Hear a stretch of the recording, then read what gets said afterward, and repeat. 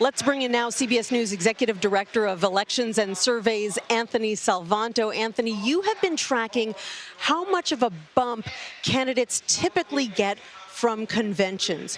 What can you tell us? Hey there, Nancy. Yeah, look, it's never too soon to start thinking about what might be the political impact of this. The first thing I want to say, and it also sets up the state of the contest coming into tonight, is that with Harris at +3 in our national polling over Donald Trump, that already represents something of, in fact, a very specific move, because Joe Biden was down 5 points before he stepped aside. So that's from -5 to +3. The other context of this, though, notwithstanding the Democratic move, is that Donald Trump is still polling closer to his Democratic opponent than he was at this point in 2020. So we open up, let's say we open up the poll vault, as we like to call it, and go back in time and look at past Democratic pre- and post-convention changes. The story I'm going to tell you here very briefly is one in which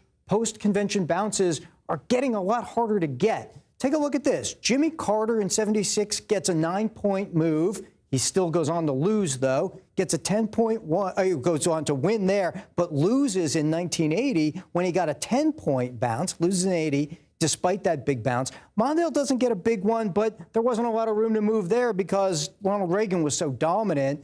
And just go through these. The ones that stand out here, Clinton, 92, a 13-point move. That was very famously a very successful convention for him. But what you see here, even with Gore, 10 points, and then he went on and lost as well in a close one. Look, all of this means that you see some double-digit moves here before the turn of the 21st century. But then I'm going to show you this, Nancy, and this is Carrier 4, Obama 08, 3 points. Obama 12, 5 points. Clinton in 16, 4 points. Not doing 2020 because there wasn't a convention like this one, of course, during the pandemic. The point here is that these numbers are a lot smaller than the ones I showed you from earlier on, from before the 21st century. This is a partisan story, Nancy. With partisans so locked in, it may be getting harder to get those kinds of swings after a convention. So just for example, take a look at this. 98% of Democrats are already for Harris.